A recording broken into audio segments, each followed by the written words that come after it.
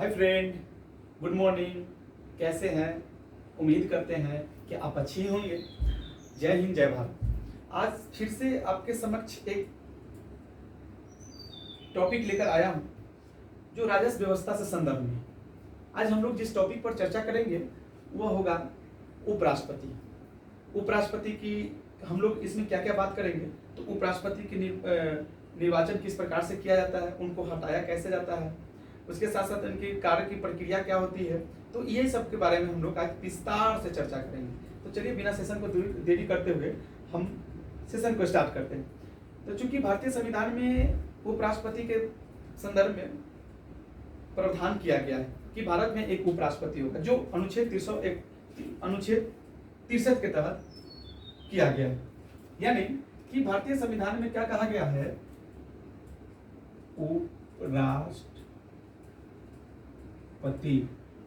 अनुच्छेद आर्टिकल्स 63 में क्या कहा गया है, अनुच्छेद आर्टिकल 63 में क्या कहा गया है कि भारत में एक उपराष्ट्रपति होगा। ठीक, अनुच्छेद 63 में तो यह कह दिया गया कि भारत में एक उपराष्ट्रपति जी होंगे। 64 में फिर क्या कहा है, देख लीजिए। उपराष्ट्रपति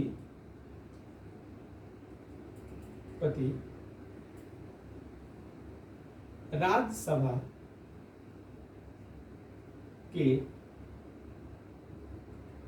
का पदेन सभापति होंगे। यानी पदेन का मतलब क्या होता है, ये पहले समझ लीजिए। पदेन का अर्थ होता है पद को धारण करने वाले, उसे पदेन कहा जाता है। तो अनुच्छेद 64 में क्या कहा गया कि भारत में क्या कहा गया है अनुच्छेद 64 में कि जो उपराष्ट्रपति जी होंगे ना, वो राज्यसभा के पदेन सभापति होंगे। यानी कि वह राज्यसभा के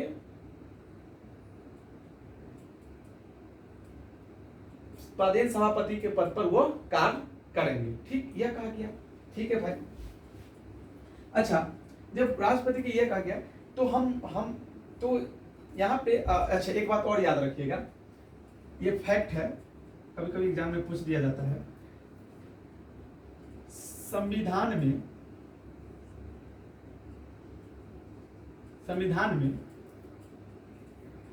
उप राष्ट्रपति का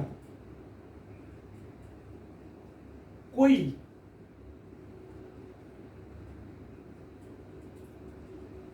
संवैधानिक कार्य नहीं है। इसका मतलब समझे, इसका मतलब ये हुआ कि उपराष्ट्रपति के पद का कोई कार्य ही नहीं है। संविधान में यह उल्लेख ही नहीं किया गया कि उपराष्ट्रपति जी क्या करेंगे क्या नहीं करेंगे, इसके बारे में कोई उल्लेख नहीं है।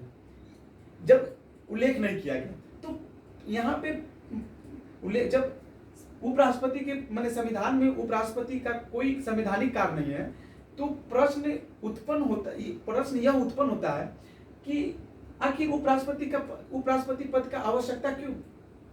तो सुनिए, आवश्यकता इसलिए मतलब कि आवश्यकता क्यों, तो उपराष्ट्रपति का प्रावधान इसलिए किया गया है कि यदि राष्ट्रपति कुछ किन्हीं कारणों से या कुछ कारणों से राष्ट्रपति का पद रिक्त हो जाने पर उपराष्ट्रपति राष्ट्रपति के रूप में कार्य करेंगे।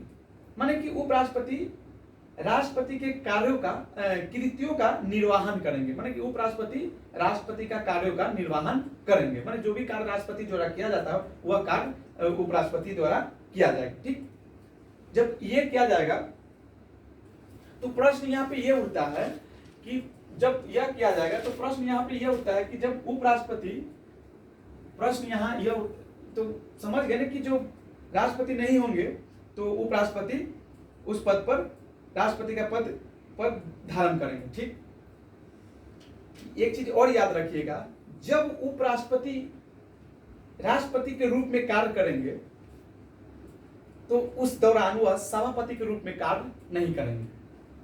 समझे, जब वो राष्ट्रपति उपराष्ट्रपति के रूप में कार्य करेंगे तो सभापति के रूप में कार्य नहीं करेंगे। दूसरा का फैक्ट, यानी कि फैक्ट नंबर 1 हम ऐसे लिख देते हैं, उप राष्ट्रपति जब राष्ट्रपति के रूप में कार्य करेंगे तो सभापति के रूप में कार्य नहीं करेंगे। ठीक, सभापति के रूप में कार्य नहीं करेंगे। ठीक, ये तो हो गया। उस दौरान राष्ट्रपति की सभी शक्ति राष्ट्रपति को प्राप्त होगा। माने जितने भी राष्ट्रपति की शक्ति है, सभी सारे के सारा शक्ति किसको प्राप्त होगा? उपराष्ट्रपति के। इसके साथ साथ राष्ट्रपति माने उस दौरान उपराष्ट्रपति के द्वारा किया गया कार्य राष्ट्रपति के द्वारा किया गया कार्य समझा जाएगा। यानी कि जो भी राष्ट्रपति कार्य करते हैं उसका जितना मान्यता रहता है और जितना शक्ति होता है, वही शक्ति जब उपराष्ट्रपति राष्ट्रपति के पद धारण करेंगे तो जब उस दौरान वो कोई कार्य करेंगे तो उसका भी शक्ति उतना ही रहेगा जितना राष्ट्रपति द्वारा राष्ट्रपति के शक्ति के कार्य के शक्ति के बराबर होगा। ये तो बात समझ गए। एक चीज और, मतलब कि राष्ट्रपति के समान, माने जितना राष्ट्रपति का, पहले बोल लेते उसके बाद उसको हम हिंदी में एक्सप्लेन करते, राष्ट्रपति के समान प्रलब्धिया का हकदार होंगे। माने कि राष्ट्रपति को जितना भी लाभ प्राप्त होता है, जितना भी सुख संपत्ति प्राप्त होता है, सभी के सभी सुख संपत्ति इनको भी प्राप्त होगा। उनको गाड़ी मिलता है, बंगला मिलता है, जहां पे वो रहते हैं वहीं पे वो भी रहेंगे। उपराष्ट्रपति भी वहीं रहेंगे जहां पे राष्ट्रपति रहते हैं। उनको जो जो सुविधा दी गई है वही सुविधा इनको भी दी जाएगी। ठीक, चलिए अब बात यहाँ पर ये उठता है कि उपराष्ट्रपति के पद के लिए योग्यता क्या होनी चाहिए? क्या सभी उपराष्ट्रपति के लिए आवेदन कर सकता है? तो नहीं, इसका जवाब नहीं। कौन कौन कर सकता है, उनकी योग्यता क्या होना चाहिए, आइए हम बात करते हैं उस पर।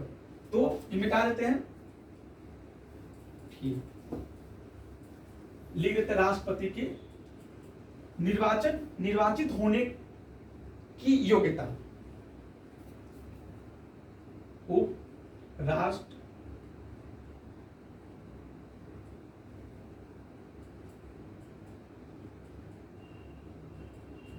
उपराष्ट्रपति का निर्वाचन होने की निर्वाचन होने की योग्यता।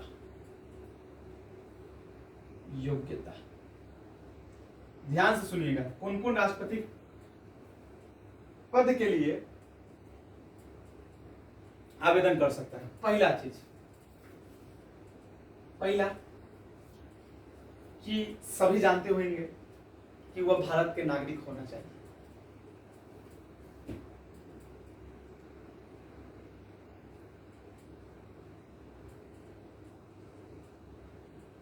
नागरिक होना चाहिए, पहला हो गया।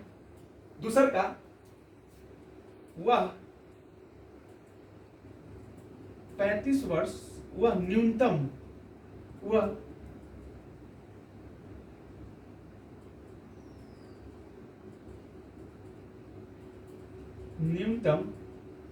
35 वर्ष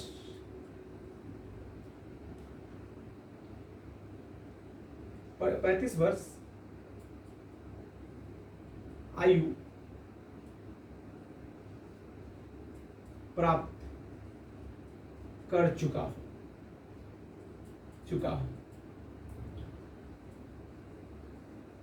वो 35 वर्ष आयु प्राप्त कर चुका हो, माने वो 35 वर्ष की आयु प्राप्त कर चुका हो। तीसरा में वो 35 वर्ष की आयु प्राप्त कर चुका हो, की आयु प्राप्त कर चुका हो। तीसरा क्या है? तीसरा यह है कि वह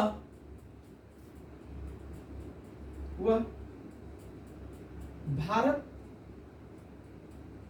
सरकार या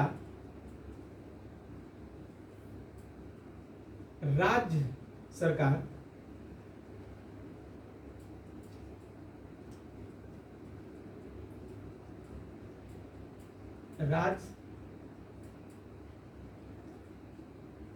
सरकार के अधीन कोई भी लाभ का पद धारण नहीं किया हो, मतलब कि लाभ का पद धारण नहीं किया हो। इसका मतलब क्या हुआ? इसका मतलब यह हुआ कि यदि अगर कोई भी सरकारी नौकरी कर रहा है तो वह क्या करेंगे?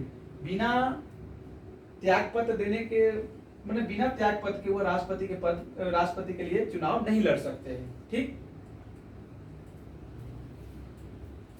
अधीन मतलब कि राज्य सरकार सरकारी नौकरी में केंद्र की नौकरी या राज्य की नौकरी के अधीन मतलब कोई भी लाभ का पद धारण न किया हो, तभी वह एलिजिबल होंगे राष्ट्रपति पद के चुनाव के लिए। चौथा, आपको पता होगा चौथा क्या है? तो वह राज्यसभा के सदस्य के निर्वाचित होने की योग्यता रखता हो। वह राज्यसभा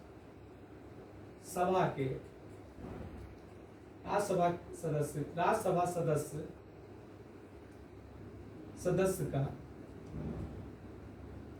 निर्वाचित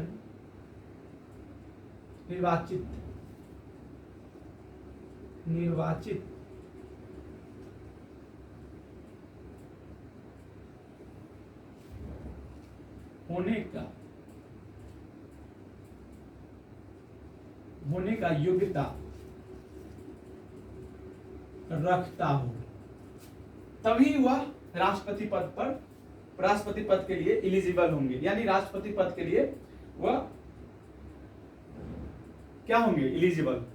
नहीं तो अगर इन सभी में से अगर इन सभी प्रावधानों में से अगर किसी भी प्रावधान का वह पालन नहीं करते हैं तो वह राष्ट्रपति पद के लिए वह योग्य नहीं होंगे, पात्र नहीं होंगे। तो इन सभी प्रावधानों का वह फॉलो करते हो, यानी ये सभी प्रावधान जो दिया गया है प्रावधान, इस सभी प्रावधानों का वह पालन करेगा या करता होगा, तभी वह राष्ट्रपति पद के लिए पात्र होंगे।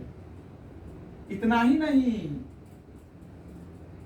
एक और प्रावधान कर दिया गया है। क्या? तो देख लीजिए, यह प्रावधान किया हुआ है कि निर्वाचक मंडल के 20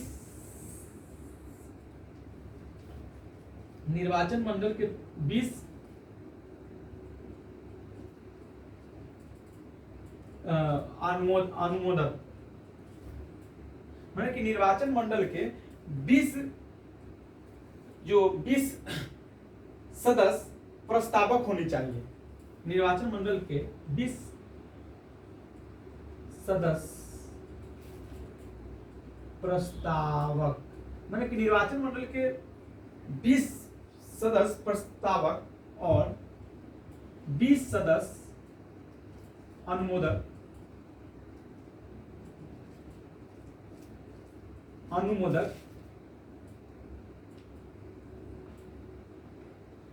होना चाहिए। अनुमोदक का मतलब क्या होता है? प्रस्तावक मतलब कि जो भी निर्वाचन मंडल में सदस्य होंगे वह सभी उसमें से 20 सदस्य यह कहेंगे कि ना ये राष्ट्रपति के लिए इनको हम चाहते हैं कि यह राष्ट्रपति का चुनाव लड़े। 20 प्रस्तावक मतलब उनके खिलाफ प्रस्ताव लाया जाएगा। अगर 20 व्यक्तियों के द्वारा, जो निर्वाचन मंडल के जो 20 व्यक्ति होंगे वो उनके खिलाफ एक प्रस्ताव लाएंगे, खिलाफ नहीं उनके खिलाफ एक प्रस्ताव लाएंगे कि हम चाहते हैं कि यह राष्ट्रपति के पद के लिए चुनाव लड़े। तो प्रस्तावक हो गया।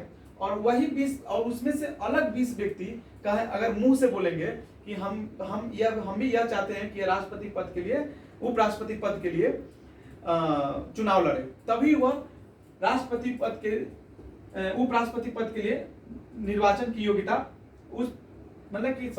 उपराष्ट्रपति के पद के लिए पात्र होंगे, निर्वाचन के लिए पात्र होंगे। ठीक, इतना समझ गए। अब आगे आइए।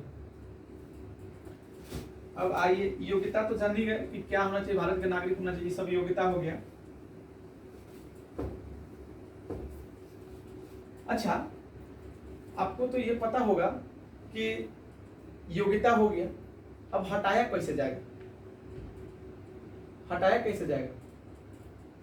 उससे पहले एक बात और बताना चाह रहा हूं कि उपराष्ट्रपति जो होंगे वो किसी भी मतलब कि दोनों सदनों में से किसी भी सदन का सदस्य नहीं होंगे, या राज्य विधानमंडल का सदस्य नहीं होनी चाहिए।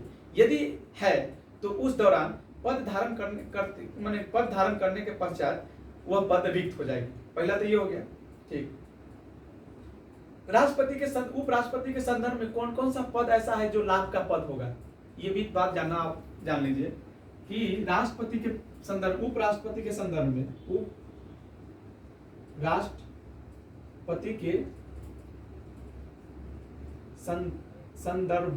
में कौन कौन सा पद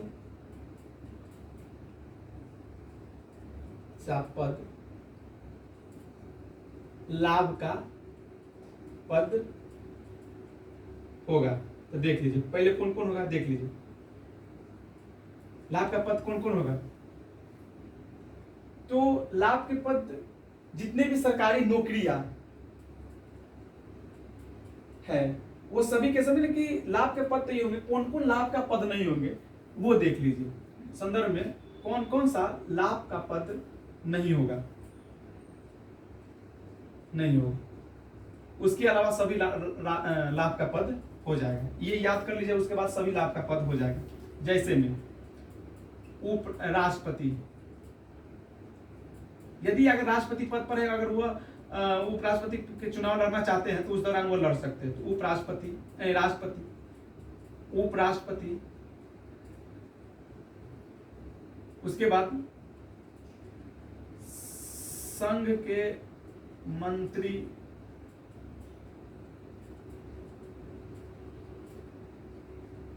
मंत्रिमंडल के अन्य सदस्य तथा राज्य विधान मंडल के अन्य मंत्री। ठीक, उसके बाद राज्यपाल। मतलब समझे, अगर वह उपराष्ट्रपति के पद पर अभी है तो अगर चाहते हैं कि हम राष्ट्रपति के पद के लिए चुनाव लड़े तो वह लड़ सकते हैं। फिर उपराष्ट्रपति पद पर है, अगर वो चाहते हैं कि फिर से हम चुनाव लड़े तो वो लड़ सकते हैं। अगर संघ के कोई मंत्री या मंत्रिमंडल के मंत्री कोई भी है तो वह उपराष्ट्रपति पद के लिए चुनाव लड़ सकते हैं। राज्यसभा मंडल के अन्य मंत्री भी चुनाव लाभ के पद नहीं होता है। और राज्यपाल का भी लाभ का पद नहीं होता। मतलब कि समझे, इस सब के निर्वाचन में उपराष्ट्रपति के चुनाव लड़ने के लिए त्याग पत्र नहीं देना होगा, लेकिन इसके अलावा जितने भी पद होंगे वो सभी के सभी लाभ पद होंगे। और उसके लिए अगर राष्ट्रपति के उपराष्ट्रपति के चुनाव लड़ते हैं तो उस दौरान उन्हें उस पद का त्यागपत्र पहले देना होगा, उसके बाद ही राष्ट्रपति का पद के लिए चुनाव लड़ सकते हैं। ये तो हो गया। अच्छा, इनका कार्यकाल 5 वर्ष के होते हैं। उपराष्ट्रपति का कार्यकाल कितने वर्ष होते हैं? 5 वर्ष। कार्यकाल 5 वर्ष। इनका निर्वाचन की प्रक्रिया कैसे होती है? तो देखिए, उपराष्ट्रपति हो या राष्ट्रपति हो, ये दोनों के जो निर्वाचन की जो प्रक्रिया होती है वो अप्रत्यक्ष रूप से होती है, जिसमें अनुपातिक प्रतिनिधित्व प्रणाली पर आधारित एकल संक्रमणीय राष्ट्रपति के लिए गुप्त निर्वाचन और उपराष्ट्रपति के लिए खुला निर्वाचन होगा। यानी समझे, यानी कि इनका जो अप्रत्यक्ष चुनाव होगा, जिसमें अनुपातिक प्रतिनिधित्व प्रणाली पर आधारित एकल संक्रमणीय खुला चुनाव होगा। ठीक, इस पर होगा। और हाँ, इसके आधार पर होगा। ठीक, और जो निश्चित कोटा प्राप्त करेगा वही राष्ट्रपति उपराष्ट्रपति के लिए निर्वाचित होंगे। ठीक, ये हो गया। उसके बाद 35 वर्ष हो गया। ठीक है, याद रखिएगा एक चीज और, उपराष्ट्रपति के वेतन नहीं मिलता है। उपराष्ट्रपति को वेतन नहीं मिलता है। क्यों? क्योंकि वो उपराष्ट्रपति के रूप में कार्य ही नहीं करते हैं, तो उन्हें वेतन कैसे मिल सकता है? ठीक, इसलिए उनको नहीं मिलता है। उनको वेतन उनको वेतन कैसे मिलता है? तो सभापति के रूप में उनको वेतन मिलता है, क्योंकि वह सभापति के रूप में कार्य करते हैं। इतना समझ गए? और क्या बता दूं? और हाँ, इनके लिए जो निर्वाचन मंडल, जो जमानत राशि 15,000 होता है। अगर इनका जमानत राशि जब्त हो जाता है तो 15,000 वापस नहीं मिलेगा। जमानत राशि जब्त कब होगा? तो जब कुल डाले गए वैध मत के 1/6 से कम मत प्राप्त करने पर क्या होगा? वह उनका जमानत